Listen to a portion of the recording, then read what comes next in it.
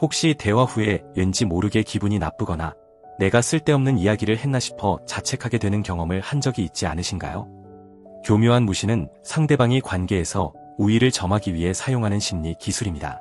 바로 교묘하고 은밀하게 우리의 자존감을 갉아먹는 무시입니다. 이런 행동은 겉으로 드러나지 않기 때문에 방어하기 어렵고 결국 스스로를 의심하게 만드는 지능적인 공격입니다. 상대방은 친절하거나 무관심한 척하며 당신의 존재 가치나 의견을 슬쩍 깎아내립니다. 이 무시를 계속 방치한다면 여러분의 자신감은 서서히 무너지고 관계는 일방적인 희생으로 변질될 것입니다. 오늘 인생 서점에서는 여러분이 더 이상 감정적으로 착취당하지 않도록 상대방이 교묘히 당신을 무시하고 있을 때 나타나는 특징 20가지를 구체적이고 세밀하게 짚어보겠습니다.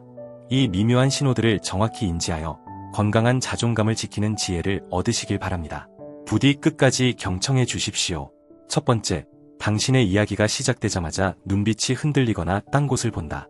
상대방이 당신에게 집중하지 않고 눈빛이 흔들리거나 스마트폰을 만지작거리는 등 산만한 태도를 보인다면 당신의 존재와 이야기에 흥미가 없다는 가장 명확한 신호입니다. 존중하는 사람은 시선을 맞춥니다.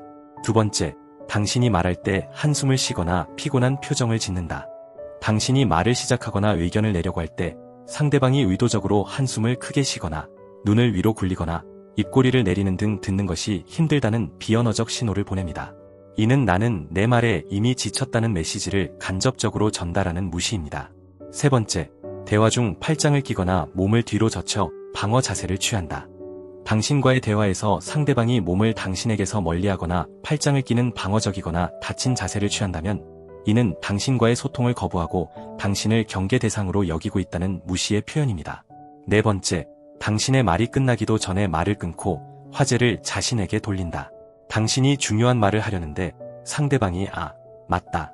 그런데 말이야라며 자신의 이야기나 완전히 다른 화제를 꺼낸다면 당신의 의견이나 생각의 우선순위가 없다는 의미입니다. 당신의 말을 들을 가치가 없다고 판단하고 있는 것입니다. 다섯 번째, 당신의 의견을 듣고 별거 아니네라며 가벼운 농담으로 치부한다. 당신이 진지하게 의견을 말했을 때 상대방이 에이, 그런 건 농담이지 뭐 혹은 너무 진지하게 생각하지 말라며 당신의 이야기를 가볍게 만들 때가 있습니다.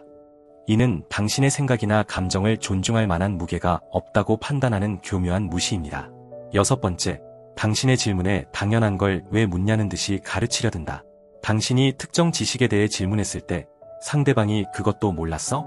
혹은 그 정도는 기본 아니야? 라는 태도로 당신의 지적 수준을 낮게 평가하고 자신이 우위에 있음을 과시하려는 무시입니다. 일곱 번째, 당신의 성공을 운이나 우연 때문이라고 깎아내린다. 당신이 노력해서 결과를 얻었을 때 상대방이 운이 좋았네 혹은 딱 타이밍이 맞았네라며 당신의 노력과 실력을 부정한다면 당신을 능력 있는 존재로 인정하고 싶지 않은 열등감에서 비롯된 무시입니다. 여덟 번째, 외모나 취향을 지적하며 농담이라고 변명한다. 너는 아직도 그런 옷을 입니? 그 직업으로는 뭘 먹고 사니 등 당신의 민감한 부분을 건드리면서도 농담인데 왜 이렇게 예민하게 굴어라고 반응한다면 자신의 무례함을 농담 뒤에 숨겨 당신의 자존감을 깎아내리는 비열한 무시입니다. 아홉 번째, 칭찬할 때 항상 단서를 붙여서 깎아내린다. 내가 이걸 해내다니 놀랍네.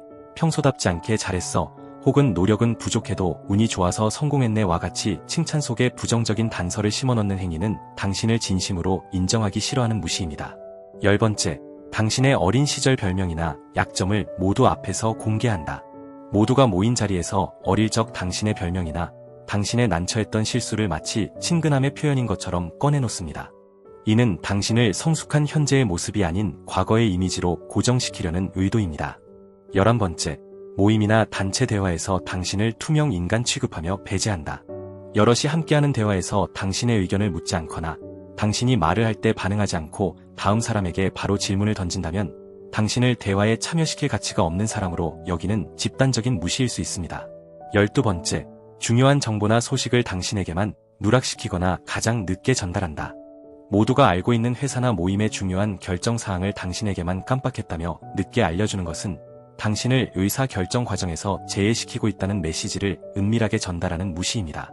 13번째, 당신에게만 잡무나 귀찮은 일을 반복해서 부탁한다. 당신이 충분한 능력과 지위가 있음에도 불구하고 상대방이 당신에게만 서류 정리, 복사, 잔심부름 등 당신의 능력이 필요 없는 사소한 일만 반복해서 부탁한다면 당신을 능력 있는 존재로 인정하지 않고 아랫사람처럼 대하고 있다는 증거입니다. 14번째, 당신에게는 반말이나 하대를 하면서 다른 사람에게는 존댓말을 쓴다.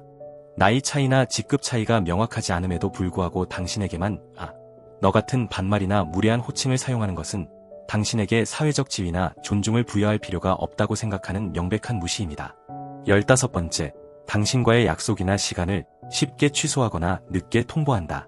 다른 사람과의 약속은 철저히 지키면서도 당신과의 약속은 급한 일이 생겼다는 이유로 쉽게 취소하거나 직전에 통보한다면 당신의 시간과 계획을 자신의 스케줄보다 하위에 두고 있다는 무시입니다. 16번째, 당신의 부탁이나 요청에만 유독 느리게 반응하거나 잊어버린다. 다른 사람의 요청은 빨리 처리하면서도 당신의 부탁이나 요청에만 깜빡 잊었다거나 나중에 할게라며 미룬다면 당신의 필요나 상황을 급하지 않은 것으로 여기는 무시입니다. 17번째, 당신에게는 사소한 일에도 완벽함을 요구하며 트집을 잡는다. 당신이 한 일에 대해서만 유독 사소한 실수에도 엄격하게 지적하고 완벽함을 요구하는 반면 다른 사람의 실수는 관대하게 넘어간다면 이는 당신을 통제하고 견제하려는 의도에서 비롯된 무시입니다.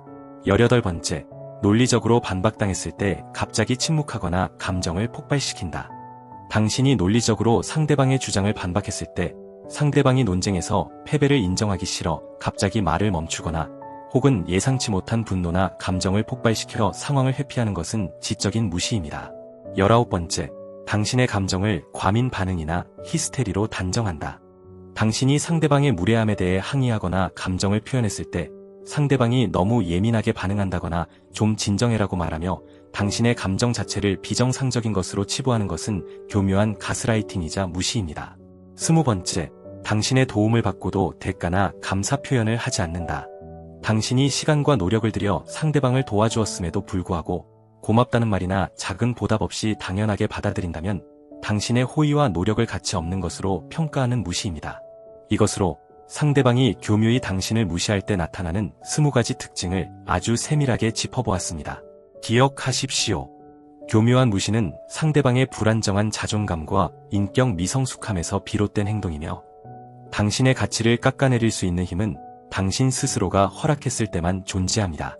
만약 이 신호들을 자주 경험하고 있다면 그 관계에서 벗어날 용기 혹은 무시하는 말에 현명하게 선을 긋는 단호함이 필요합니다. 자신을 존중하는 사람이 되십시오. 그것이 당신의 품격과 행복을 지키는 가장 확실한 지혜입니다.